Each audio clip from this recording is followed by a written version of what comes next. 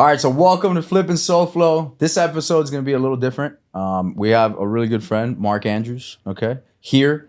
And he is from Indiana. We'll get to that in a second. He is an amazing entrepreneur. We know each other. We'll get into the story and all that kind of stuff. But I love having guests that are not real estate specific guys too, because they just bring such a different perspective from other businesses. You'd say you come from the blue collar space in business? Yeah, for sure. Yeah, absolutely blue collar. Blue collar. Yeah, so, I'm still blue collar. Yeah, with an AP on, he's blue collar, but he's still got it. He's elevated blue collar now.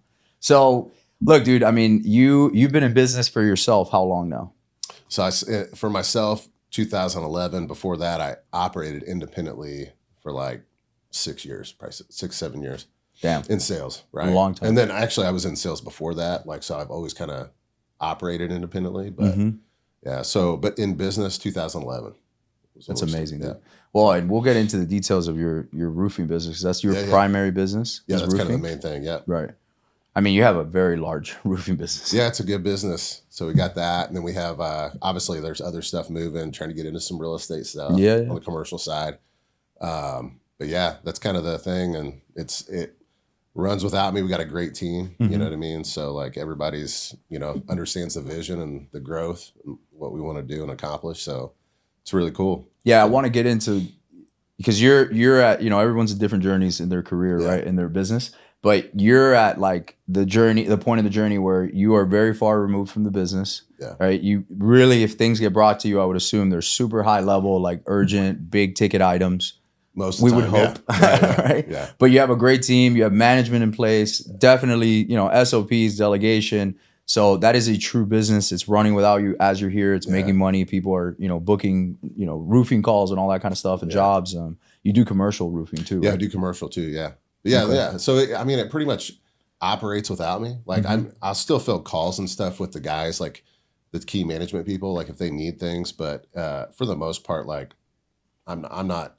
They're not asking my opinion on things every day. So, and that's kind of the key to like business is like, you really want to give people the power to make decisions. Even if it's a tough decision, like they should have the power to make the decision. Cause I mean, you make mistakes, they make mistakes. It's all going to happen. If it's something crazy, they should know to contact you. Right. Right. It's like a huge financial decision or something like that. But I mean, if it's just little things that people are bugging you with, it's like, they have to learn to overcome asking. And then they just ultimately make the decision, so. How do you do that? Because that is not, it's so much easier said than done to empower people. You empower them, but you empower their strengths. So like so many people, it's just like you, right? Like if you have something like you're strong at, but then there's something that you're weak at, like the ideal situation is like you replace the weakness and then you capitalize on the strength. And then, you figure something else out that you're weak at, and then maybe you build strength in that, or you, again, bring somebody else in to take that off your plate. So it's the same thing with other people. You're just capitalizing on their strengths.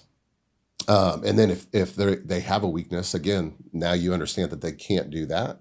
So you just make it to where their strength is what they're good at, and that's what they're doing. So you really got to understand the person, and then the management has got to learn how to do that with the people below them. Yeah. So you're kind of just training that method. At what point do you think in your career, and we're going to backtrack here to how we met and where that whole world comes in, but like at what point do you think in your business career did you notice, all right, I'm no longer in the stage of managing revenue, right? And revenue, with sellers or, my business sellers and your business, clients. Right. Now I'm managing people that manage that. So I would say, so it's crazy because like, I'll just, back up a little bit. So like that business started in 2011 and within 2 or 3 years, I was in different investments. I was doing different things. Right. And I still was running this company. And, but when I started the company, I started it with a really good friend of mine, one of my best friends, actually. And we had come from another company that we had a bad situation in where, like, we didn't get paid. Sorry, I'm drinking over here. No, you're good. You're good. got that. I came to Boca, dude, and my allergies are crazy. Yeah, It's dude. like crazy. So Same now I'm Indiana, like, dude. I'm laying in bed. You know, when you lay in bed and like your sinuses are fighting over which one's going to be clogged. That's what happens like, when you hang out with Adam, dude. I know. You start to get sick, crazy. and it's weird. That's weird things it's happen. Like, dude, I got to breathe, and then I'm getting all dry. Should hang out with me, bro. I'm pretty man. clean. I'm pretty clean about it. So anyways, we started this company. So like, anyway, we left the company we were working for. We're like, hey, why don't we just start our own thing? So we start the company, and literally within, let's see, would have been just over a year, he had passed away. Wow. So, and 6 months before that, like my other childhood best friend passed away. He had hung himself. And wow. so like, Sorry, yeah, it was like crazy stuff, you know, but then my business partner at the time, he was fishing in the river. We have a thing called the White River where we're at, and it's got the current's like terrible. Like you don't want to get in it. He's like wading in it. Mm. And so he ends up drowning in the river and everything, which is totally unexpected. So like I took some time off. Mm-hmm. So like I had some money sitting from selling and, you know, all kinds of stuff that I'd been doing. So I kind of took a little time off. Then once I got back into it, the business still was going. I was really only doing it for me, you know? So I didn't really even try to start growing that business probably till about like 7 years ago. Mm. So, but immediately within a year, there were people in place of doing things that I wasn't the best at or where I didn't want to manage. Right. So again, it started with like, you know, fielding calls or bringing on other sales reps, you know, because like I was the guy that was literally doing everything. Right. So like I'm just filling in the pieces of things that would free my time up to do more. Mm. And that led to like salespeople, you know, receptionists, people with the books. And then so my focus was on larger projects. I was still out selling. And then the focus became building key management and then building more higher up key management, executive type people, you know? So that's kind of where, at that point where I kind of like stepped out of the day-to-day because I felt like I was kind of bottlenecking some things because I get super frustrated with people, obviously, because it's like, you know, we all do. Yeah, it's hard to, you know, when your day is like all about grinding and like being better. And then some people, they're not on that same page. It's just kind of hard to deal with that day to day when you're not like that, you know? So there's a point where I feel like you can bottleneck your business. And that's where I was at. I mean, it's not like I couldn't get in there and like do what I needed to do. But we had some very key people. And one of them now got some equity in the company. Nice. Who, you know, is kind of running the day-to-day operations and stuff like that. But it's like building those key people and it's always just filling weaknesses. Mm-hmm. That's all it is. So it's like, if I'm strong at something, but I suck at this, well, then I'm just putting a piece here and it's like a puzzle, you know? So you're just filling that. And then now you got somebody here. And then what else am I weak at? What's slowing me down? It's boom, you hire that, you know? And a lot of people I think where they get caught up, it's like, hey, well, I can't afford to hire that person. Yeah. But it's like ultimately, that's like the wrong thing to think. Oh yeah, it's like, how do I make more money to afford the person? Yeah, it's who, not how, for sure. Right. Yeah. I in my business, I mean, for years, dude, I bottlenecked the crap out of it. Even with reverse flip, you know, let go of the reins too early on certain things. Now I'm back into that. Yeah. Now putting key people in place there, but you do have to empower these people.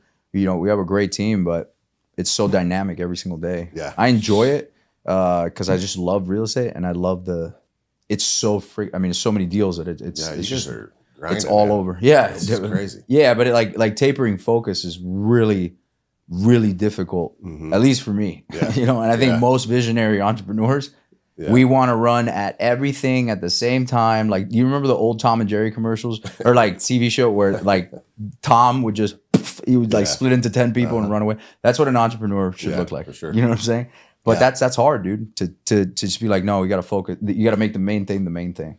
Yeah, absolutely. Well, because you want to run at 100 miles an hour, like all the time. Then you want to do everything because you think you can do it better than somebody else. But the reality is like, dude, there's people way better at so many 100%, things, right? Yeah. Because it's like most of the guys like us, we are visionaries. Mm-hmm. Like we can operate to a certain point, and then it's like, dude, there's so much better of a person. Absolutely. That you can put in place to operate than what we could do, you know? Yeah, ops is not easy. No, it's super hard. And it's like figuring that out. And then from there, it's like now you become a better leader because you're trying to figure out how to grow them. So now you're growing them and you're growing the organization to where they can ultimately make more money. They got to, you know, they have a better career path, more opportunity, you know, create more opportunity for other people. Like you can't do that when you're in the weeds, you know. It's so hard. No. Yeah, you gotta look up and out. It's very different. So let's change gears here. So you and I meet at a mastermind. Yeah. Not on Grindr like a lot of people think, but because we're too good looking dudes. But we're gonna edit that part out. But that was a bad joke. But what's Grindr, dude? Sarah's gonna be like, what the is going on down there? Anyway, so let's go back. So we meet in a mastermind, right? The DM mastermind. You had been in there for what, like a year before that or something? I think it's like 5 years this year. Oh, okay. So I don't know. for a while. Yeah, it's probably 3 years at that point. Oh, good. Yeah. What prompted you to join that mastermind, or was it your first mastermind? What, you know? Yeah, that was my first one. So like my a buddy of mine was in the family, and so I'm like hearing about all these masterminds. I didn't even know what it was, you know, because it's like now the term everyone's got a mastermind, right? Yeah. But at the time, like I was like, what the hell's a mastermind? So I get on the phone with him. He's like, dude, I'm in this one. I'm in this Tony Robbins. You know, 100K a year group or whatever. Yeah, the platinum like circle. Yeah. He's like, I'm in this one. I'm in this one. I'm in this one. He's like, but this one by far, like, if you want something that's like close knit family type, like this is what you want. Like Mark's your guy. Yeah. You know. So he's like, this is what it costs. And I mean, I had got on a phone call with Mark and he explained it, and I was like, done. I'm in. So he got your credit card too, huh? Yeah, immediately. Or the wire. Yeah, right. So skating Mark. But yeah, I mean, it was just like, it's like instant, because I think you get to a point where it's like, you feel like you're not growing, right? Which I feel like we probably should feel like that every so many years. Oh, yeah. Because then it's like, what's the next, what's the leap I'm making now? But that's where I was at. I was like, man, I gotta figure something out to get to the next level. And I just was hearing all this mastermind stuff, and long story short, hooked me up with Mark, called Mark, and it was like, boom, done, you know? So, and honestly, yeah, it's been great, man. I mean, you know, Mark, so it's just like, dude, it's insane. Like I had only been in real estate masterminds before the DM fam. But I knew Mark from freaking way back in the day when I was a brand new baby in this business, because he's been around the real estate space for so long. So to me, he was always like the white buffalo. You hear about him in real estate, but he's like, nah, he's retired. He's no longer here. You know, he took everything out of the marketplace. So he's retired now. He's still flipping 100 houses. Yeah. It's like 100 houses a week. I'm like, oh my God, trying to get 10 in a year. Yeah. So anyway, but yeah, man, the DM always came up for me, but I was always in the real estate ones. And I had a conversation with Mark, which I'll just like paraphrase it, but he was basically like, look, dude, I felt stuck, and in my business it was wholesaling, where it's a great way to make a living. Don't get me wrong, I'm forever grateful for that business, but there's no enterprise value. No one's ever gonna pay you for it on the way out. No one. You are the operator. You are the thing, and it's so transactional, right? So I just got to that point, and I told Mark, I was, we chance encounter. You heard me say it on stage with Austin, and he was like, look, dude, you're never going to grow staying in the same rooms, talking with the same people about the same problems. Yeah. You're all in the same industry, and you're all running around the same hamster wheel. Yeah. You just don't know it. And how do I know that? Because I was that guy back when I was in real estate. Yeah. And, he's like, I'm biased, but, you need to get in other rooms, to talk about, like guys like you, I've learned a ton from you because you come from a different space. Every business operates differently. Absolutely. But you see things, and I'm, like, for those of you that don't know, he's running like a $50 million a year roofing company. I mean, it's not that big. Well, I thought it was somewhere up there, but it's a lot. It's certainly a lot, and again, you will never hear that in the wholesale world from me. Yeah. There's no shot. Well, and the difference I think too is like, real estate's one thing, but then you have like a blue collar business. Yeah. And then a blue collar business it's different in the fact that so many fail. So like with real estate, like not taking anything away from anybody. It's wholesale. It's a lot easier.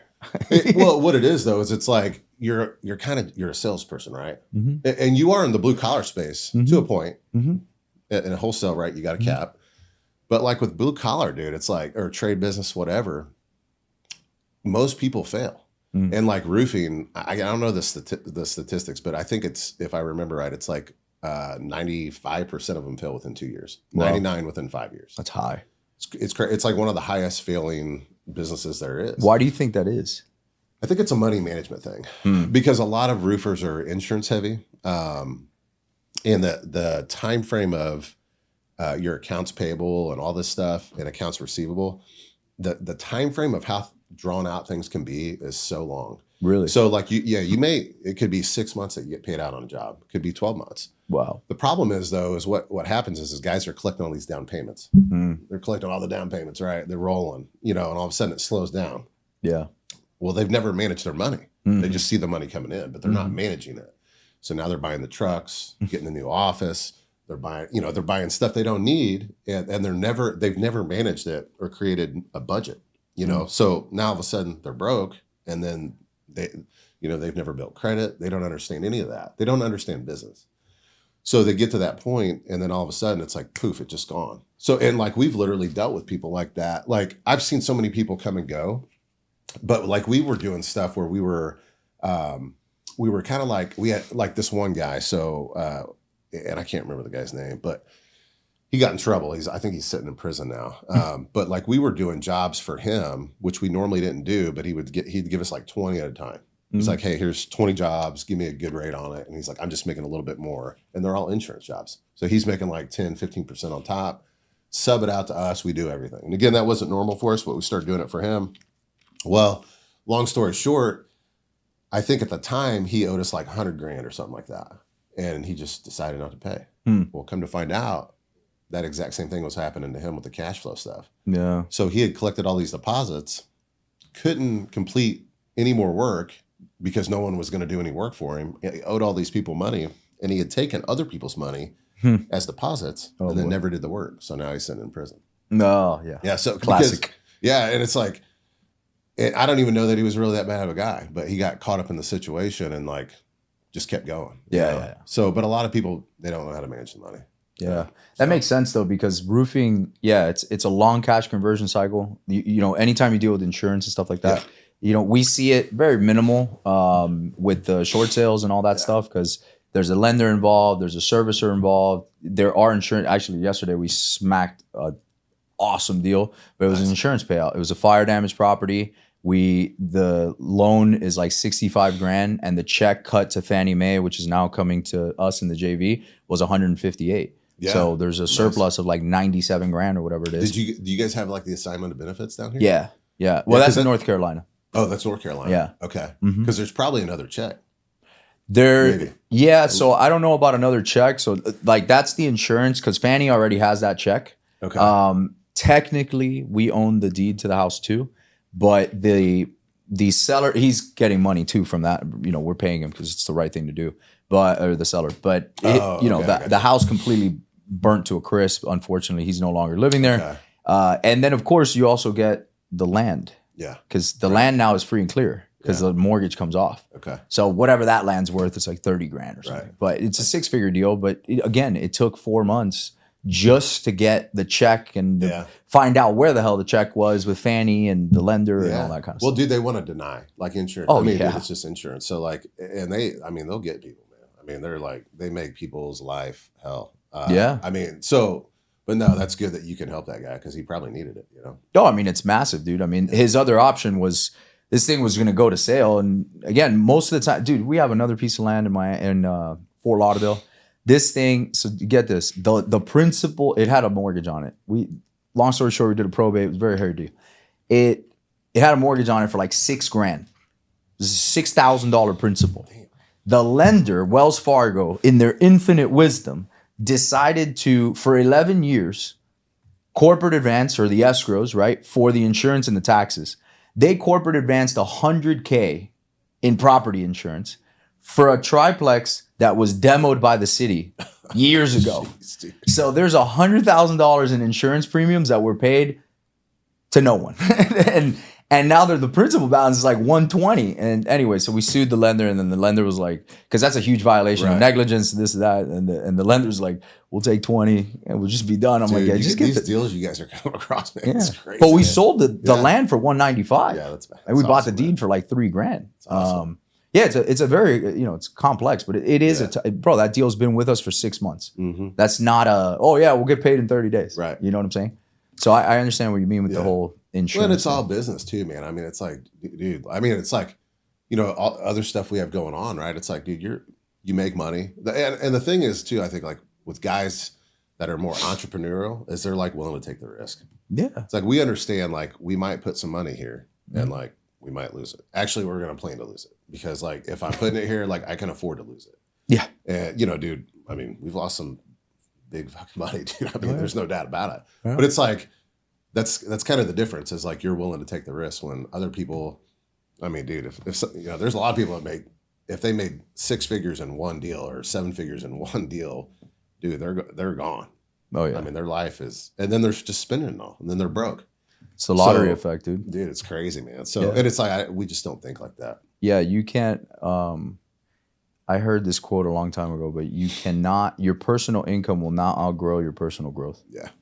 And that is about as true as it comes. Because I know when I'm 34 now, but even younger, when I started to make some decent money, 29, 30, I was and I had earned that because it's 4 years in business. I mean, I came from nothing, but I was so not ready for that. and the personal growth side was not where the bank account was. Yeah. And what happens there is you end up in a lot of weird places with weird cars and stuff. And you're like, yeah, I didn't need that third Rolex, but it looks cool, man. Exactly. And dude, but you got to go through it. You got to be there to get here. How did you deal with that? Because I mean, you didn't grow up with money. Oh shit, no, dude. Like I grew up in a damn trailer. So like, we're in the trailer park, bro. I was going to say that's awesome, but it is, I don't mean it's awesome that you grew up in a trailer, but I mean, it's awesome how far you've come. Yeah. Well, dude, I think it's funny, man. Cause it's like, I think especially men, I mean, women too, but like, I think men have a different duty. Right. But I think every man should struggle. Right. So it's like when and not that like, I mean, there obviously people had it worse than we had it, but like, it's not like we were living great. You know what I mean? So, but it's like, when you grow up like that, it's like your mindset is different versus someone that grows up with money. Oh yeah. And it's like, I don't ever want to be in that position. Like, I don't ever want my kids to see that. And it's like, I don't have anything against my parents for us being there. I appreciate the hard work that they put in. Sure. That allowed me to do what I did. But I think it's just a different thing of like when you grow up with nothing versus growing up with something, like the mind is just totally different, dude. It's like, we just have it because it's like, I don't want to struggle. Like, and even if I do, like, I'm okay with it, but because I think like you're learning, you should struggle, you should have pain, because you're going to grow through that and learn. But yeah, it's just, I mean, dude, we didn't have, we were in a trailer and then we advanced up to, we called it the Acres, but it was the name of the neighborhood was Arlington Acres. Okay. So we called it the Acres. That is like the next step up. Yeah, for sure, dude. But, again, like back then as a kid, I'm like, shit, dude, we're moving in this house. It was a big deal. Yeah, dude. So that's so awesome, man. Like Midwest people too. All my friends that are from the Midwest are just super hardworking people, bro. Yeah. Like I think that's I don't know if that's a standard, but for real, I don't think I've ever met somebody from the Midwest where I've been like, wow, what a lazy guy. Yeah. Well, you just haven't been deep enough, dude. Yeah, well, I guess. Yeah, there are some people. The people you're hanging around, of course they're hardworking, man. Dude, they're just hardworking, bro. Like, obviously I have a different story. I'm first generation American, but single mom and all that. Like, dude, for me, I mean, Savannah will tell you, dude, Sarah and your wife they're really close. Dude, I just work. I could work and I won't fucking say it. It's cool too, because like, you like doing it now. Yeah. Like, before you guys have kids and stuff, because like, that's one thing too. Like before we had kids, that's how, I mean, dude, I couldn't tell you how many years it was like 16 hours a day. Yeah. Like, it's all it was work 7 days a week. And like, I loved it. Like, it's like fuel. And it's not even like, I don't even know, dude. Like a lot of people, they're like, why are you working so much? It's not even that. It's like the thing that you're getting out of is progress. Mm-hmm. Like it's you progressing, that's what the work is for. Yeah. It's not necessarily like you're a workaholic. It's like, dude, every hour, every second you're putting into it, you're getting better. Yeah.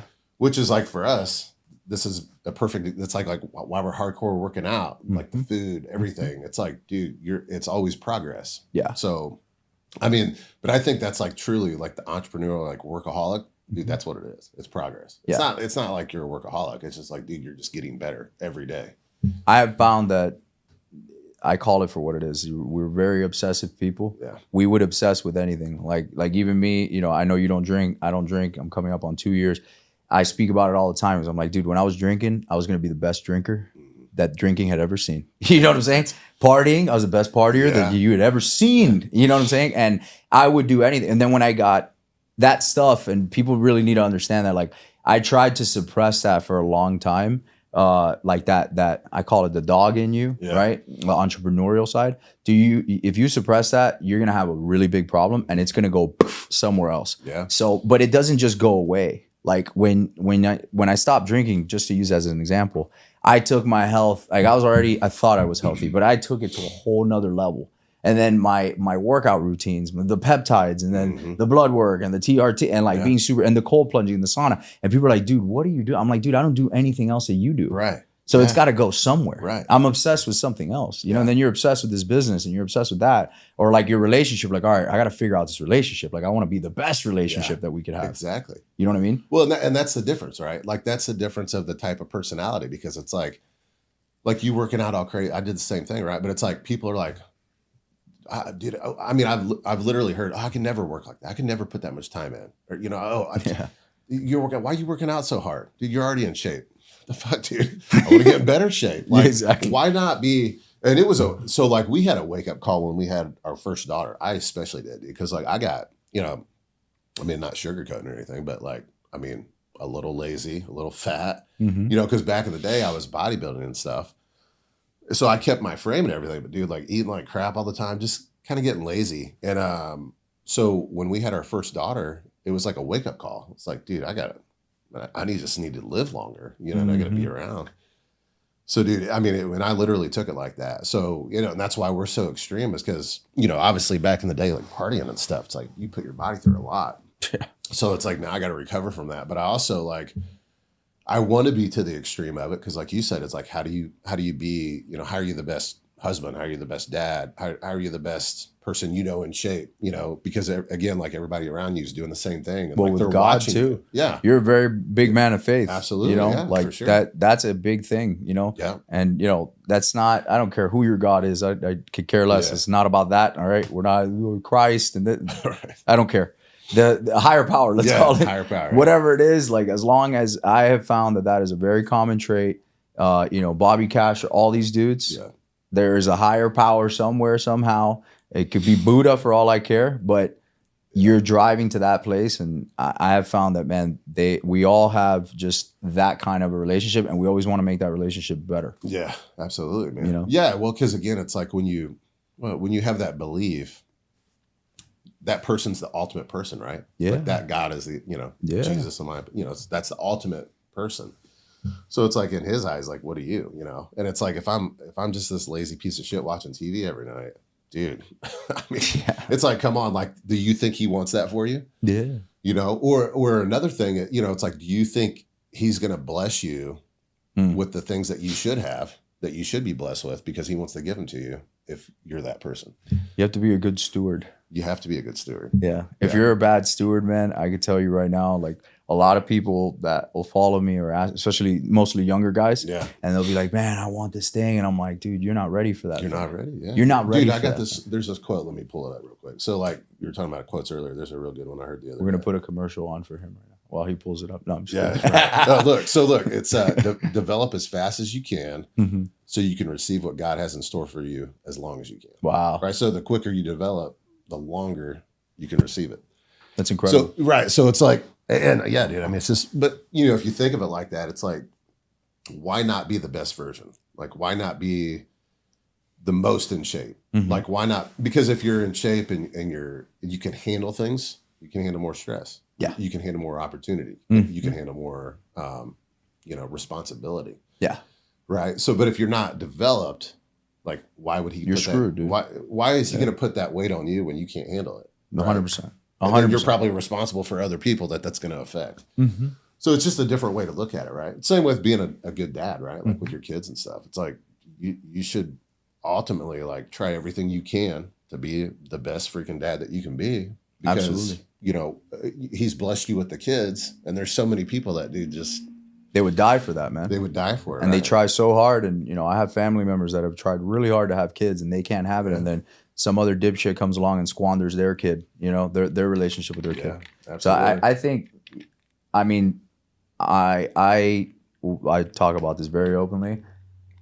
Men today, if we can call it that, you know, looking at it as a whole, we got a fucking problem. Yeah. You know, I 100%. Call it, I'm just going to come out and say this, but the pussification of America is like a real thing. Yeah. Like men today need to really shut up and step up, bro. Yeah. Like I believe that shit. It is true. There's way too many guys out there that are whining and bitching and moaning about a lot of stuff. And ultimately, you said something at the beginning where you're like, you said men have like a duty, you know, and that word duty is like a really interesting word to me because like commitment, integrity, duty, like commitment's a big word for me. But duty is awesome that you said that. You said that for a reason, and I feel like men don't have a sense of duty as a whole today. Well, they've lost it, dude. But it's because I mean, look at society. It's the TRT levels, man. It's bullshit. Yeah, test levels. I mean, look at you gotta be running at 2,000 like Mark, okay? Everybody's eating fucking cupcakes. You lift all the Midwest in 1 second, just bow, 2,000 levels. No, it's true though, man. I mean, it's just like. Men don't have a sense of purpose now, right? And then they don't understand. And then it's like they're complaining about it. You know, it's like a guy that's got a 9 to 5, you know, complaining about his job, hates his job. And it's and like that's why it's like I don't even want to be bothered with it. Not because I don't feel for him, but it's more like because they're not listening, right? It's like you're complaining. But the reality is you should be saying good. Oh, you have something to complain about. Why are you still in that situation? Mm-hmm. Why are you still at that job? Yeah, why have you not made another move? Exactly. Any time that I made a post today, like without a shirt, right at the gym, and it wasn't about the freaking it wasn't about any of that, but like I was fat 3.5 years ago. I am very open about that. You know, like this is a 3.5 year project. People think like, oh yeah, of course, bro, you make a lot of money, so you have abs. I'm like, look, there's a lot of things that money can buy. Abs isn't one of them. Yeah. You have to earn that, as you know. Yeah, for sure. You know, faith, money can't buy that. Yeah. You know, sobriety, money can't buy that. Yeah. Like certain things have to come from within. You know, being a good person, money can't buy that. Mm-hmm. If you're an asshole poor, guess what? You're gonna be a bigger asshole when you're rich. If you get to there, right? And things are usually yanked from people because God just works that way when they don't deserve it. Absolutely. Or when they're not good stewards. But yeah, man, something interesting. You said being in shape and all that stuff. Yeah. It's important for so many reasons, but I was at an event speaking and I knew the guy that went up before me and I was actually shocked by what he said, but I could appreciate how vulnerable he was. And after, you know, like backstage, he said, dude, you know, you're going to walk up on stage now and you're going to blow me out of the water. And I was like, no, dude, I thought you, and this is a good presenter. I'm like, dude, I thought you crushed it. I don't know what you're talking about. Yeah. And he's like, no, dude, I'm fat. Like I look like shit. And you're going to walk up there and people are automatically by default going to listen to you. Mm-hmm. And it kind of dawned on me. This is right before I'm going up. And I'm like, damn, I really thought about that. I'm like, you know what? He's absolutely right. And it's not a pun at him because he's the one that said it. It's just more so the perspective. People are very perceptive people. And honestly, sadly, vanity is a real thing. Yeah. First impressions are a real thing. Mm-hmm. If you walk up and speak, and if I was in a room and I didn't know you, I'm going to listen automatically versus a dude that walks up there at 300 pounds at 40% body fat. Yeah. I'm just going to listen. For sure, dude. I mean, 100%. It's funny because you like talking about that because it's so true. Mm-hmm. And people, especially now, like to see someone that's in shape, dude, it's kind of like, it's not normal. 100%. Like 99% of especially people in the Midwest.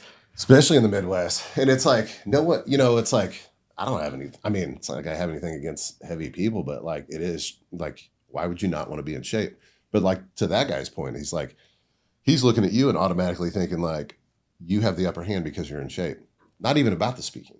Yeah. It's crazy. Which is funny too, because like you could walk in a room like just like this, like, you know, you're dressed in a t-shirt and a guy walks in a suit that's heavy, could be custom, you know, $10,000 suit, whatever. But the dude's, you know, 300 pounds. It won't matter. Like, it doesn't matter. You know, Mark always says success leaves clues, right? And it's really, really true. That's a great quote. And I've heard it from other people. The reality is body language says a lot. The way you carry yourself says a lot. But nowadays, because I've been the other guy. So like nowadays, I know within 5 minutes of just being in a room who I would want to talk to and who automatically, if I had to pick, gun to my head, and I didn't know any of these people, and it was just based off of physicality, right off the bat, I'd be like, that dude is going to roll a lot harder than that dude. Why? Because he's super in shape, he doesn't drink, and he's disciplined. Yeah. Period. Right. And it's not about the abs, and people are like, yeah, bro, but I'm a good person and I'm fat. You may be so, but it's about the discipline. Well, it's like, that's the hardest thing to do. Like, it is the like hardest thing. That the discipline of being in shape is like harder than anything else. It is. It's like to not like, I mean, compare eating to smoking. Like it's harder to eat healthy than to stop smoking. 100%. Like 100%. 100%. That's why America is the way it is. 100%. I mean, you know, so it's like, that is the hardest thing, to be in shape. And again, like you've been there, I've been there, like been out of shape. Sure, dude. It is what it is, but it's like, I won't ever be there again. But it's so hard. So yeah, when you see somebody like that, it's you automatically are thinking like, okay, that guy's got the discipline to do that. So he's probably got the discipline to do many other things. A lot of other things. Right. Yeah. And that's who you roll with. And he's going to stand, more than likely, we're generalizing, but more than likely that person is going to stand in the foxhole with you for a lot longer than that other person. Yeah. Like I just always tell, you know, I cold plunge, Savannah will tell you, I'm nuts, but like I cold plunge every night at 34 degrees, which absolutely sucks, by the way. There's nothing fun about it. I just do it because I know I like the end result. Right. And then I sauna right after. But the real reason why I do that, apart from all the health, you know, benefits and, you know, I sleep like a child after, right? Because I'm tired and serotonin, whatever. But the reality is I would rather kick my own ass than the world kick my ass. Because I know it's already going to happen. Yeah. Like the world's going to kick your ass. The world's going to kick my ass just naturally whenever the day starts. But the more you kick your own ass and the harder, you said suffering, the more you suffer, but suffering, it's like masochism, but like you really suffer through the gym or you suffer through, you know, like, hey, I want to eat, but I can't, whatever. That gives you such a higher threshold because if two guys are up against one another and this dude is doing that and the other dude's not, he's going to get his ass handed to him. No competition. Dude, and we should suffer, right? Like you should almost want to suffer because you develop. Yes. Like when you suffer, you develop, you learn and you grow. So it's, and like every man should suffer at some point.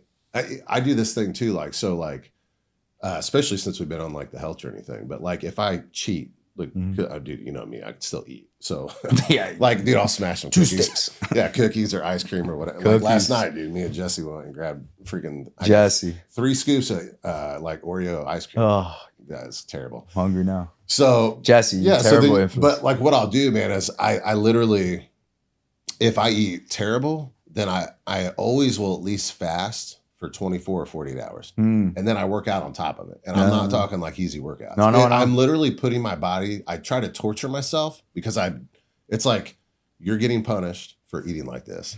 So don't do it again. Right? Zero lashings. Yeah. And it's like, I'm not even like, oh, I'm going to burn these calories off. It's not even, it's like literally it's a punishment because like I mentally want to think like when I'm trying to dial in, like, dude, I'm not going to grab that because like, I don't want to go through that, you know? So, cause I'm already suffering. Yeah. You're conditioning yourself. Yeah. So, but that's a really, I mean, I've always, you know, for the past like at least 3 years been doing that. Yeah. Just to where it's like, if I eat terrible, dude, I'm 100%. I didn't even know that. That's badass. Like I have some kind of like variation of that, but if I'm at the gym and I'm just doing sets of whatever it is.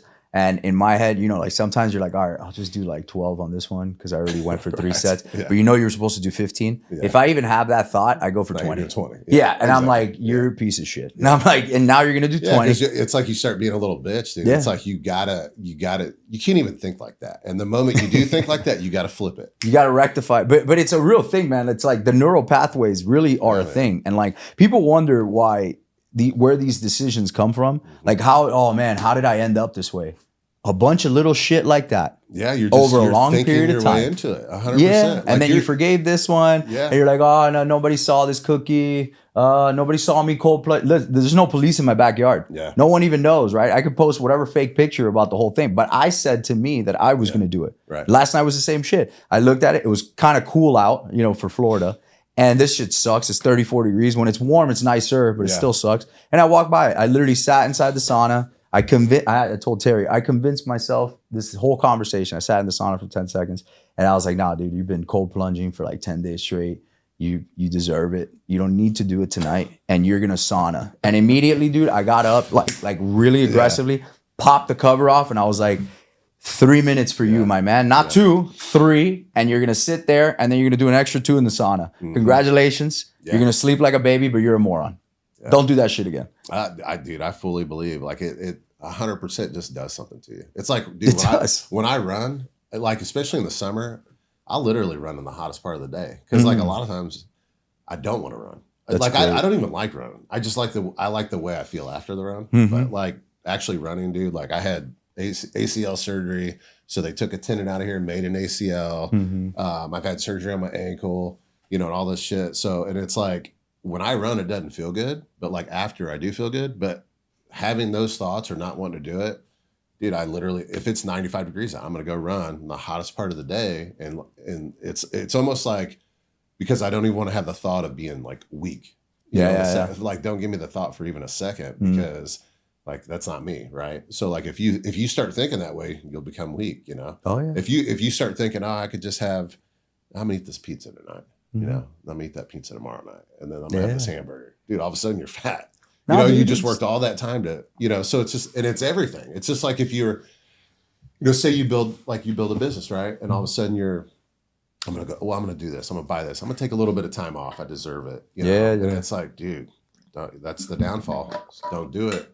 When Savannah and I went to Europe, we got engaged. That was the first vacation I'd ever taken in 8 years. Yeah. I'm not saying that's recommendable, you know, to everybody. Fine, whatever. You can judge me for that one. Yeah.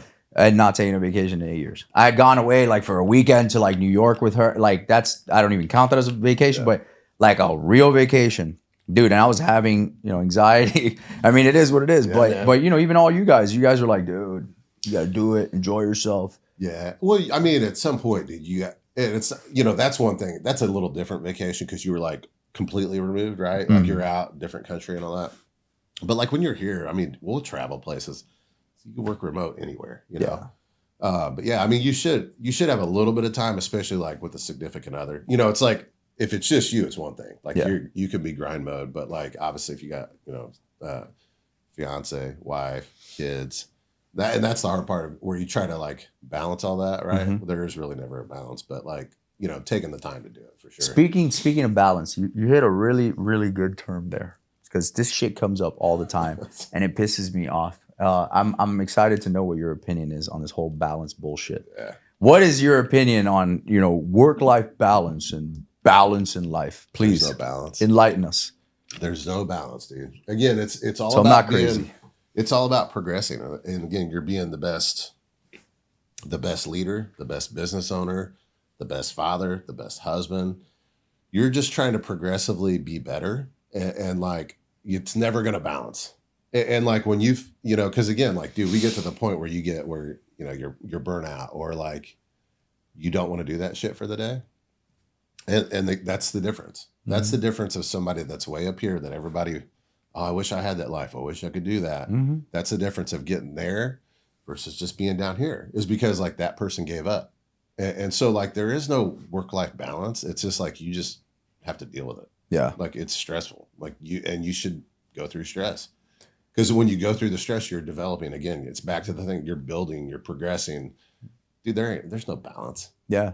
I mean, biologically, dude, biologically, like if you look at the most simple shit, muscle. Yeah. Let's just go with muscle. We didn't create it. God did. Fine. You can't make this shit up. It's science. Like the only way to actually build muscle is to shred it apart.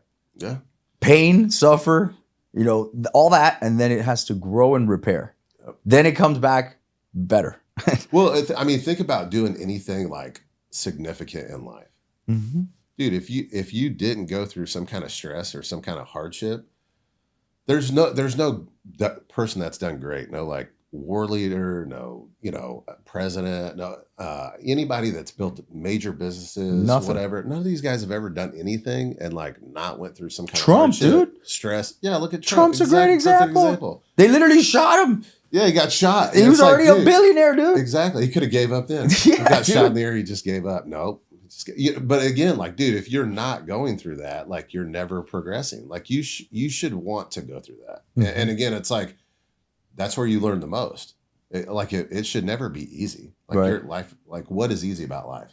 So when you wake up, I want people to honestly, because your mentality is, I love it, and we're very similar in so many ways. That's why I love talking to you. But like, when you wake up, do you seek that intentionally? Like, today I'm gonna fuck shit up, or damn, I hope today's hard, or I'm gonna start my. Well, I know how you start your day. So I'll just how I start my day. So like, I used to wake up, and that was immediately like my thought. It's like, dude, I'm about to tear this month. Dude, it's about to be crazy. It's gonna be a good day.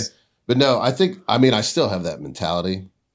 I think like, so when I wake up, the first thing I do is I think about what I'm thankful for, like immediately. Like my eyes, when I open my eyes, it's immediately thinking of like, okay, Sarah's laying next to me, kids are upstairs, got a great house, great life, whatever, I'm just thankful, so that's literally the first part of my day. Like as soon as I wake up, I'm thinking that. And then, most of the time I just get up because I don't sleep that well. But so like, I get up and then it's off to. What time is that at, more or less? Dude, it's normally early, but like I'll have days where I crash and I'll sleep till 7. But normally I'm up 3 or 4. Just 3 or 4. Yeah, I mean, it always depends, but typically it's super early. Like this morning I was up at 2:30. Yeah, is what it is. But what are you doing at that time? Dude, thought. Like so this morning I got up and that's what I was doing. I was like thinking about like, so what, me and Adam and Mark, all that, and Travis got going on, thinking about how we build this like massive company. Right. And then I have a tech play that's in the works too. So I'm immediately thinking about those things of like just growth, build, what can I do? How can I be valuable to those guys? All that stuff. But then I immediately got up and I'm in devotional, doing prayer, reading. So, which is typical how I start my day. So like I'll wake up, thankful. Then I go down, sit at my desk, and then I start with a men's devotional, and then I'll take whatever that day is of that devotional and the chapter that they reference in the Bible. I'll go read that whole chapter. So I read that chapter, and then I have a prayer journal. So then I just write down like who I'm praying for that day or what I want to pray for that day, and I'll write it down. So, and then from there, I literally, and again, like people that aren't into this, maybe they don't understand, but like I'll keep the journal open, what I've written down, I'm praying over the journal. I'm praying over my words, what I've written down. Well, so I'll pray over that. I'm praying about it. And then from there I have not an affirmation journal, what am I thinking of? What's the word? Manifestation. Yeah. So like I literally like will tell myself I am these things. Like I am doing this. I am doing this. And I can go back and like literally read shit I've wrote. Nailed it. And it's like, boom, it happened. Yeah. So I think that's a real thing. But like, so that's my day. I start those things. I do all that. And then from there, I typically go into the workout. So like the first part of the day is thankful, prayer time, thought, all that stuff, then workout, then food. So, but that's how I start my day, and it gets me going. But again, and it's hard too, because like you get up and you do that. The first thing most people want to do is they want to eat, right? Yeah. So like, and believe me, dude, I want to eat. 100% I want to eat. But I go through all that. Mark's always hungry. Dude, I'm always hungry. That's the theme of the show. That should be the title, is just when Mark is hungry. Dude, that's another thing, like with Jesse, bro. Like we'll go out to, dude, it's crazy sometimes. So like, I definitely cheat when I'm doing cheat meals with him. We'll go out. It's like we'll go to like we took Austin and a couple other people to Komodo in Miami, and Sarah was down there with us too. And every time we're there, dude, it's like we'll take 10 of those, 10 of those, 10 of those. So you're literally ordering so much food, dude. And it's like, how are we eating this much? But it is hungry, what it is. Dude. But yeah, so I mean, I'm always one to eat. But yeah, I think starting your day. That's why I like fasting too. Because again, you're just doing something that's difficult, and if you do something difficult the first part of your day, then you've already done something. You've already won. right? Like you've already had a win now because you've overcome the difficulty. Like if I don't want to work out and I go work out, great. Like I just won. I think stacking wins my morning is not too dissimilar to yours. I don't have a prayer journal, but I do my affirmations. The first thing I do when I roll out of bed is get on my knees and I just say like things that I'm grateful for. Mm-hmm. Then I do my affirmations out loud. And if I'm outside, like in the sauna or in the cold plunge, I'll do them out loud like a nut job. My neighbor must think I'm fucking nuts, but I don't care. I'm like running around the backyard naked, just doing my affirmations. He's like, what the fuck is going on next door? It's getting crazy over here. What are these people doing? but he drives the rolls. I don't know. You know, like I know he did something right. Yeah, I'm like, that's right. I'm a nut job naked and I got the car to prove it. Will drives up to the office in the rolls, naked, butt ass naked. Dude. Naked. Like, I'm not getting dressed till I get yelling manifestations all day. Adam walks in. He's like, what the? I'm like, that's right. We bought 100 houses. Anyway, oh God, we digress.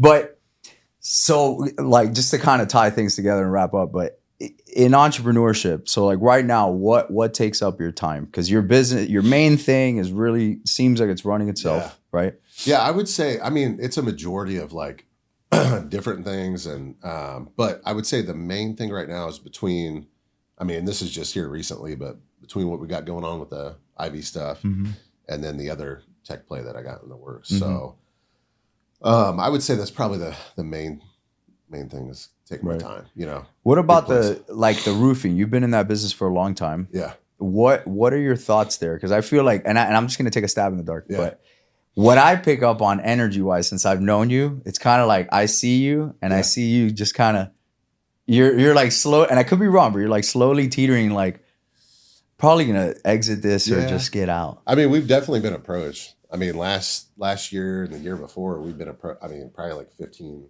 PE companies approached us. So, wow. You know, I think the biggest thing is like, you know, partnering with somebody would be cool. To still be able to be involved. I mean, I think that'd be cool because I do care about the people that work for us, right? Like I value everybody, and it's like I don't want someone to come in and just like, you know, just take it over. Yeah, and it's like everything we build, dude, the energy, the people that enjoy being there and stuff. So I think, you know, for the right partnership, you know, it could happen. But, you know, I mean, it's growing, dude. It's functioning. So I don't, you know, it's always a thought, and like we're always getting approached, but you know, I think that's one of those things. I think if it's like God's thing, then you know it happens. If not, you know. So you got to move to Boca. I know. That's what the thing is. I want to get a place down here. You got to go from West Coast to East Coast. I keep telling Sarah, dude. I know. Gotta get a place. Savannah's driving that front on the other side too. She's like, I don't know why you guys aren't here. Love it down here. She would lose her mind. She'd be like, Sarah's here. I know. It's beautiful, man. I know. Sarah's awesome, man. Your wife is just such a sweet person too. Yeah, appreciate it. She's just like, she supports the shit out of you too. Yeah, she definitely does, dude. I mean, same way with Savannah, man. Yeah. I mean, Savannah's all right. Dude, yeah, right. No, I'm just kidding. We'll cut that one out. Definitely cut that one out. Dude, that's a big thing too. That I think a lot of guys that get into entrepreneurship, they kind of forget sometimes. Yeah. Dude, it's a team, and it's like to be able, because like Sarah, dude, I mean, I don't know how she does it because I'm crazy sometimes. But there's never like if I think it's there's a balance, right? Like with the husband wife thing, she grew up super traditional, and I appreciate that. And honestly, like I think a lot of men should look for more of that because I think like that type of woman allows for a great household. Yeah. You know, she puts God first, then me. Which is great. You know, it's how it should be. That's so fucking cool that you would say that. Yeah. No, that's incredible. I think that's how it should be, you know. Before, you know, and it's like God, me, kids. Because without the structure, there's no family union. So you got to have that structure. It's got to be laid out like that. But again, she grew up with that. I didn't really grow up with that. I had to learn that. So when I found Christ, you know, I learned that. But I think I think with again having someone like that on your team, it's so important because it's like, for me, it's like she allows everything else to happen because I don't have to worry about it.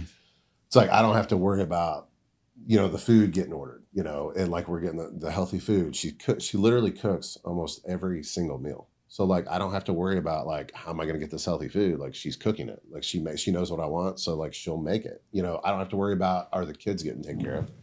because she's doing it. Like, we don't want to put them in public schools. So like she decided she's going to homeschool, which she wasn't really a fan of, but now she's doing it anyways. It's incredibly hard. Yeah. So I think that's so important to have like obviously a good teammate. You know, in my eyes, it should be a woman, but like, I'm not, not knocking anybody for who they are. God bless you. I'm not judging anybody at all. Even though, again, like, I'm a Christian, but like, I have no judgment. We're not calling you they, them. Like that much we're not doing. Yeah, they, them thing, you lose me. Yeah, not doing the they. You can sleep with a stool for all I care, but I'm not calling. No, I'm just saying. But it's so true, man. It's having that person is so key. And again, I think when you have that type of person, it allows you to develop in the person you should be, right? Because now it's not just for you, anyways. But like now you have this great person by your side. So shit, I'm gonna do everything I can to be a good husband. Yeah. Right. So which, dude, it's funny because there's a couple people that used to be in the DM fam that we're having this conversation with. They're like, we started talking and we're like, we made a commitment before we ever got married. We had made a commitment that we're never going to go to a club together because we had already been to the clubs. We had already lived that life. Yeah. And I didn't want any part of it. She didn't want any part of it. So we made a commitment, and her parents have a really long marriage. And they had never done that, So I'm like, why don't we just like tell ourselves we're not going to do it? So to this day, dude, we've never been to a club. Awesome. And now, we have no interest. Like, I couldn't even imagine walking into something like that. Oh, I get anxiety just thinking about it. And I'm 34. I'm like, I light on fire if I walk into a club. In our situation, it's like, dude, you go to the club now, and it's like you have a little bit extra to spend. Like, that's a little different story, right? Yeah. And it's like, you also have more to lose. Yeah, absolutely. With some dipshit. Right. But it's just like making those decisions, and like you're always thinking about that person when you're making a decision now. Because like they've done so much for you to get to the point where you're at. So I mean, I definitely think it's super important, and it's like a lot of us guys in the DM family, dude, we have that support system. Yeah. Which has allowed us to get to where we're at. I think that's one thing about the DM fam too. It's very family driven and like values, which again, I've known Mark for many, many years, but success leaves clues. Going back to that one, you can look back and, him, Dina, the kids, the dynamic, right? And then once you get into the DM fam, no guys are in there, eating shit or fooling around or like that kind of, not that we're all freaking, saints and we don't like to have fun or whatever, but there's certain values that you could just tell clear as day. It's like, we don't fuck around with that here. Yeah. It's not even happening. I mean, dude, I don't know anyone in there that like I could even think of that being like, oh yeah, that guy's like going out on his wife. Yeah. Like, it's not even happening. No. So, but again, it's back to like, who are you? Like, who are you going to be? Like, what are you going to make a priority? Which again, it's like your family, your wife, your kids. But I always think, like, I was talking to Mark about this because obviously, dude, we don't have to get into it, but like crazy past, obviously, maybe that's another time. But we've talked about it. Yeah, we've talked about it. But it's like, I should have been dead. I couldn't tell you how many times.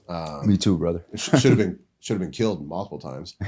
But it's like, I was having the conversation with Mark, and I'm like, dude, I had this like wake up thing where I'm like, I feel like God has chosen me. So like, I don't know what it is ultimately, but it's back to how can you be the best version of who you are? Like, how can you be, again, the best husband, the best father? And I feel like I just walk around feeling like I was chosen. So again, I don't ultimately know what it is, like, but if it's like one conversation that helps somebody, if it's like, being the greatest dad to two girls, cool. Whatever it is, I feel like I'm chosen. So I'm here now because I'm chosen. Because like, there's so many instances, dude, where like one thing could have been different and it would have been me. Right. So it's like, but I had that conversation with Mark. I'm like, dude, like, this is like, I literally think about this all the time. Yeah. Like, I'm just like, so like whenever I have like a doubt or whenever I'm thinking about something, that's kind of like, I'm questioning.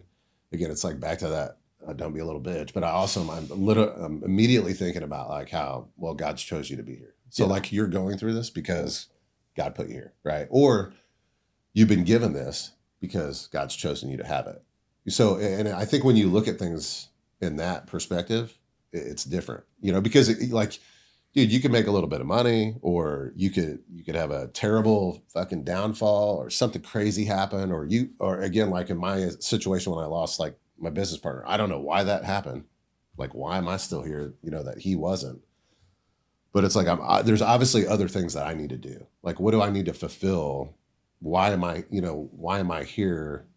And he's not, Yeah. So, and again, it's like nothing, I definitely didn't do anything special, but like, I always am thinking like God's just got a different plan for me. Yeah. And I'm chosen to do something more. Yeah. So I don't know what it is, but it's just like, you just live every day like that, dude. It's like, Dude, it's crazy. So Cody, Alfred, and I were having this conversation yesterday. yeah. Like, he just messaged me and said he was talking to you too. Almost an identical conversation to what you said between him and I, like yesterday. Yeah. And he brought you up too. And I was like, yeah, don't talk about Mark, man. Let's stay focused on me. But come on, man. I was the chosen one. And we were just here with me.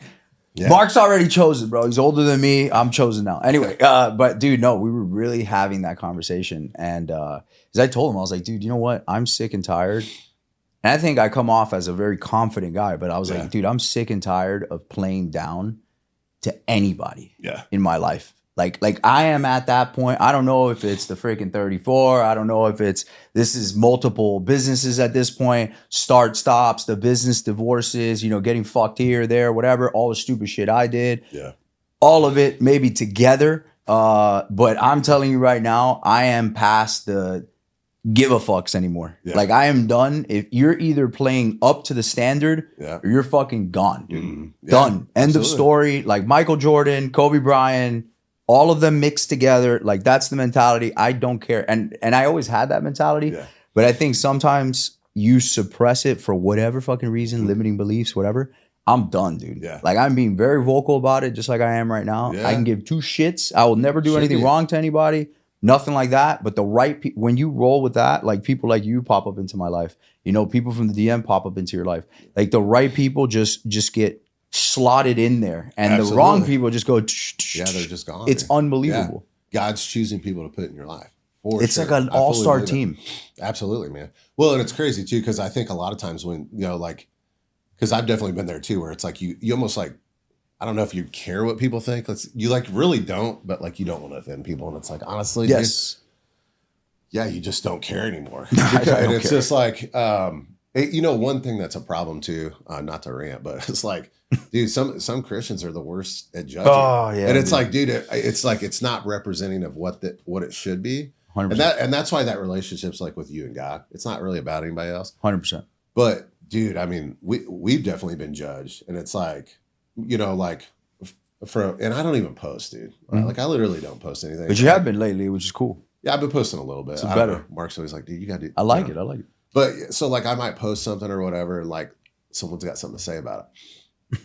And dude, the people that say something about it, it's like, it's crazy. It's crazy to me because it's like, out of everyone, you should be the one that's not judging. And it's like, it just blows my mind. And then like, obviously, dude, like, we don't even talk about like what we give and all that. Like, I'm not public about like what we do, but we do a lot, Sure. But it's like, that's another thing with, again, if you're stewarding right, like, and God, in my eyes, if God's chosen you to be here and you're doing this and you have this responsibility, well, what else do you have a responsibility to do? And like, you should serve people and serve people with the money that you've made. That money should be put to use. So like, we're always thinking that. So it's like, when the money is irrelevant, like, but it's funny how people judge what we're doing based on money. We all want to make money, but money, it's not money. And like, I've even heard like the reference, like, oh, the love of money, whatever. Yeah, the root of all evil. But it's like, okay, that is true. But like, I don't love money. Money is nothing. Money is an object and a tool for time. That's all it is. The church loves money more than anybody. Exactly, right. Go to the Vatican. We were just there. It's ridiculous. It's like $1 trillion property. I'm like, oh my God. Yeah. But we're making money to serve with that money. Of course. We're also making money to have more time. So it's like the money is just a tool. But if you're not doing what you should be doing with the money, like, that's a problem. And that does happen. But the people that say that, dude, a lot of times it's just the wrong people that should be judging. Like, it represents the church wrong. It represents Christians wrong. You know, and it's kind of sad. Honestly. Yeah, bro. I'm to tell you right now, like, it's none of their fucking business. No, it's none of anyone's fucking business. No. Like whether I choose to buy this car or this or get engaged in Lake Como or whatever, dude, you weren't fucking there for 8 years. Absolutely. Eating a fat one, okay, on the phones and knocking on doors in the hood in Liberty City. Yeah. Like you don't know what that shit's like. Yeah. Like you go out every weekend. Absolutely. I have suffered for that. So if I want to do it, you can kiss my ass, dude. If you don't like it, get me off your feed. I can care less. I'm trying to spread positivity. You're over here, you know, crying and bitching and moaning. But usually the people that say stuff too, they have absolutely nothing going on in their life. Absolutely. Yeah, and again, that's where like the opinion, cool, have your opinion. Yeah, dude. Who cares? You're going to go home and watch TV and smash and the pizza eat Cheetos. And do it every day. And like, dude, it's the whole man in the arena thing, bro. Like the man in the arena just always gets judged by the people in the stands. Yeah. Oh, absolutely. I would have done this. Yeah, bitch, but you're not in the league. Yeah. You're not even in the league. You don't even have a contract. You're not even a free agent. You didn't even make it to the combine, dude. Absolutely. So sit your ass up in the stands. Well, and the problem is they like so many people like they want, dude, you hear so many people say it, but it's like they want what you have, and it's not necessarily the things. It's the time or again, the energy. Could be whatever. What they think is time. Yeah, right. But it's or like your mentality, like they want that, but they're not willing to work for that. No, like they're not even willing to work to have more energy. Like they're. It's like, oh, I don't have time to work out. What do you mean? Bullshit. You don't have to. I don't have time to cook my food. I mean, dude, it's like crazy when people say that shit. Nah, dude, crazy. No, because it's like you got a 9 to 5. What are you talking about? You always have time. For your priorities. One thing that I'll say this, and we'll kind of just wrap on this note, because I do want to tell you something else that I really appreciate you for, and I want to make sure that we get it on camera because it was dope. Yeah, you personally changed my life in a way, but we'll get there. Don't cry about it. So, dude, people, it's fascinating to me that people will always, the human being will always have time for whatever they prioritize. Yes. It's wild to me. The same people that are like, oh, I don't go to the gym because, you know, the kids. And I don't even have kids yet, but like, oh, yeah, I didn't do it because, you know, this and that. And I'm like, yeah, it's funny. It's funny. Yeah. You don't sleep enough hours, but your bitch ass is up till midnight watching Netflix. But you prioritize that shit. Yeah, or playing video games. Yeah, or a grown-ass man playing Call of Duty. Grow up, dude. Grow up with your little headset talking on fucking Xbox Live. Yeah. Like, dude, get out in the real world, dude. Like, but people will always make time for whatever they prioritize. Whatever it is. I agree. 100%. I wish I had a better relationship with my spouse. I mean, it'd be nice if you start by talking to her or him. Yeah. That's probably a good start. You know what I mean? And I'm not the poster boy. I mean, you know, I sacrifice a lot. Savannah, like, I got to give her credit. She really puts up with, like, damn, he's not around very often. And I actually told her that last night. I was like, yeah, I just want to tell you I appreciate you. She's like, what? What for? I was like, it's for being there. Yeah. Like, I know it sucks. I know it's not easy, but just know that I appreciate you. I know you get to see a sliver of me, but just know that this is, you know, we know, man, you know, the same way you made a commitment.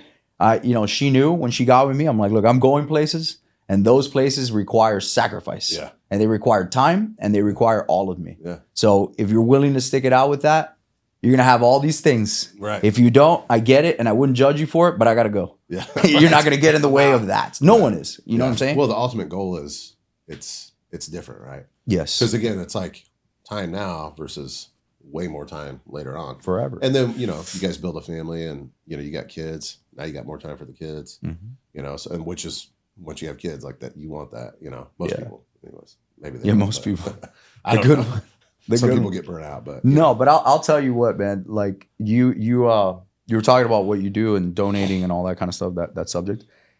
I just want to tell you this. So most people don't know the story, but remember the you know where I'm going with this. The Mark's birthday with the auction, right? So it's funny. And Cody and I were talking because Cody was there too. Yeah. So remember, he like really, that was a big moment Cody for him. Dude. Yeah, you got so. It could have been worse for you, but anyway, that was God. But he was like, "No, dude, I just knew what I had to do," and it was like Cody, you, me, and a bunch of other dudes. Yeah. But anyway, it's funny how God works. I just want to tell you, leaving the event that day to like the main room for the speakers, like we went and met later, right? And basically leaving that room, I looked at Savannah and I said, I shit you not. It's funny. What do they say? We make plans and then God laughs. Yeah. Right. So, and you always get tested and you never know what's going to happen. So I looked at Savannah and I was like, listen, I've never, keep in mind at this time, I had never donated more than $1,000. Yeah. I'm not ashamed to say that. It was just like, that's the most I've ever donated in one sitting. And I told her, I go, listen, I'm going to donate 10 G's tonight. Like I'm going to 10X that. In my head, I'm like, I'm going to 10X that. I'm super uncomfortable, but it's the right thing to do. And we, boom. And she's like, all right, babe. Like, that's sick. You know, it's going to be great. And we get to this thing and the little pieces start going, all the art and the trips or whatever. Dude, first bid was like 12 grand. I'm like, second one, 10 grand starting bid. Third one, 20 grand. And she turns around, she looks at me. I was like, wow, well, that sucks. And then you're standing right next to me and you're like, 18, boom, 25. And then Cody, and I saw it, dude. Cody bid 45, I think it was, for that Greece trip, and he committed. But you know, he's an ex-special forces guy. He's like, dude, I'm gonna commit. But when I saw him do that, you know, having the right people around you, first of all, for me, Adam, in his infinite wisdom, decided to raise his paddle for the Sean Whalen thing at 30 grand. Yeah. And I tap him, I'm like, dude, let's just do it together. Yeah. And he's like, you bid on your own. Like he literally did that. You can see it in the video. And I was like, all right, man. So he wins for 30 grand. Mark standing right next to me. Sean Whalen gets up on stage.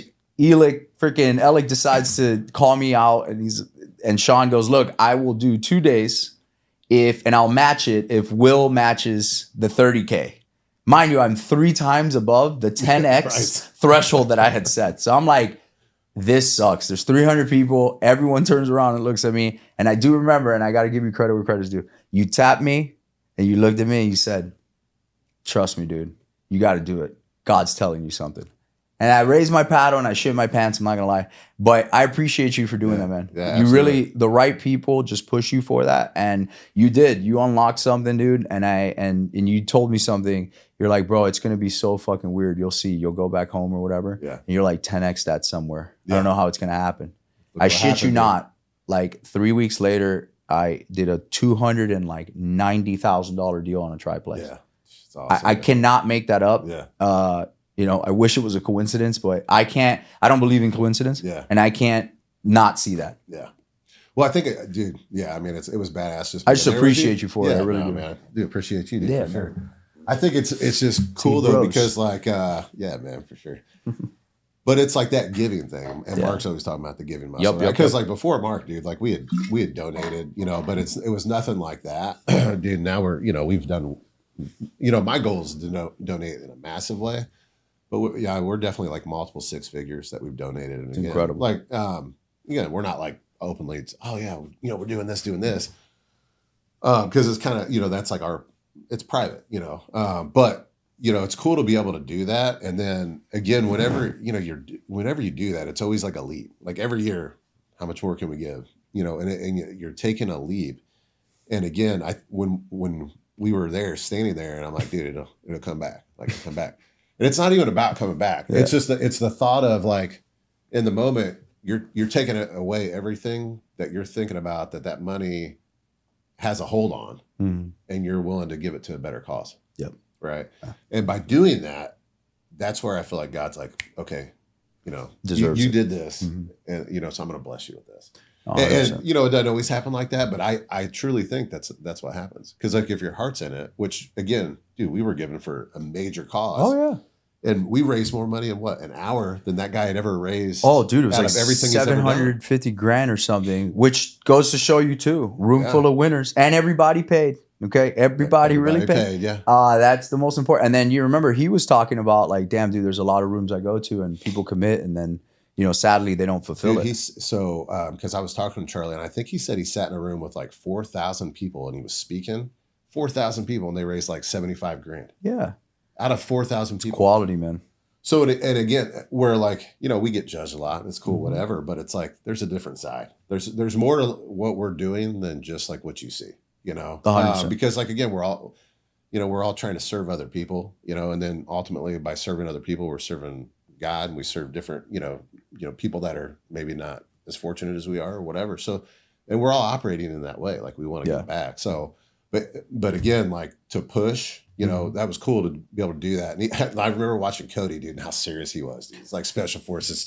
Oh yeah, dude. Dude, his arm was so stiff. I'm like, holy shit, he's gonna fucking punch somebody. But dude, I thought he was gonna run up and just take the board and just, I'm out of here. He's gonna get mad. Just run away. Don't get him mad with the gift. Yeah, don't get him mad. But it's like nudge. Sometimes we just need it, dude. And like, you know, I mean, I've definitely had the nudge before for sure. And but when you get it, and then now it's like, dude, okay, did we really just give that much? Yeah. Then you're questioning, and all of a sudden it's like, you know, it's cool. Because I remember talking to Cody after the fact too. Yeah. He was like, dude, he's like, I got some work to do. So I'm like, yeah, man, like, what's the plan? So we sat there and talked for like an hour, and he started going over what he was going to do. And it's like, dude, he immediately started doing it. Like, it's just. He's a special forces guy. Yeah, bro. exactly. He's like, all right, here's the mission. Yeah. Doom, doom, doom, doom, doom. He'll just lay it out, dude. Yeah. But it was cool, dude. It was really cool to see you do that, be a part of it too, man. No, I appreciate it, man. I will always commit. You know, like if I say I'm going to do something, it might be extremely uncomfortable, but I will always throw myself out of the plane. It's not a question, especially when, you know, there's good people around. It's a great cause. You know, I going back to the whole man thing. You know, you see that man do it. You know he's uncomfortable. I'm seeing you do it. You're cool because you've done it before, but it's still, you know, an uncomfortable feeling. I'm sure other guys are there. They're committing. You're like, all right, well, I mean, I can't be a bitch about this. And especially, it's not like to be cool. It's literally for kids that have cancers that are, you know, are getting wishes granted to them. I mean, I can't think of anything better. Like that kid, dude, like, see, like and I told Cody yesterday, I was like, dude, you know, we don't have problems. Thank God. Like a child that's 6 that got diagnosed with some kind of terminal illness, dude, like that's a real problem. Yeah. Those parents have a real problem. Absolutely. They would give the world to be able to have any of our problems, to just make their child be good. Well, dude, like even, so the year before when we had Operation Underground Railroad come. Right. So, dude, that was crazy. Because so Tim came and spoke the year before that too. We did a give to him then, but that next year when I really understood what they were doing, you know, and they're helping like sex trafficked kids and all these like, dude, I mean, it's like crazy. I mean, it's honestly like. You talking about TJ? No, Tim Ballard. Oh, okay. Because TJ, Cody's friend, well, he's in the DMA, but he does a lot with organizations like that too. Yeah, dude, it's like a lot of people don't know what terrible. The world is, right? And it's like, but I remember, so we gave to, actually, that's where this necklace came from. It was one of the charity items that I bid on. But we gave a bunch that year to OUR, and one of the operators was there. He pulled me aside, dude, and he started talking, and you know, he's like, dude, I can't thank you enough. Like, and he spoke, his daughter was there and everything, and it was a really like touching thing, but like, hearing that come out of him where he's like firsthand seeing it. And he's like, dude, you don't know like what this does, like how many kids this helps, how many kids this saves. So, and it's like, when you look at it like that, when it's like, okay, so, you know, whether 50 grand, 100 grand, whatever it is. And it's like, you're putting that money here where like most people would be like, oh, well, I could just buy this, you know, it's like, you're kind of being selfish. That's just human instinct. But like to be able to give to something like that and then understand what it's doing and hear those real stories, dude, it's like, holy crap, man. Cause it's like they actually can tell you like, hey, the money that you've given has saved these kids.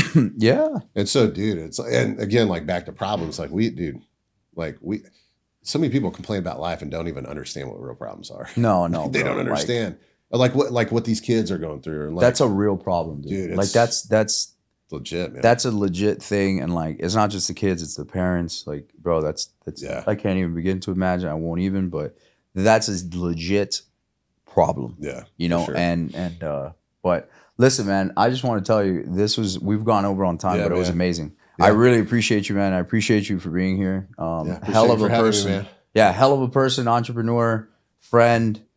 You know, just all around, man. Great father, great husband, just a good man all around. So I appreciate you, man. Yeah, you too, brother. Thank you. Awesome, man.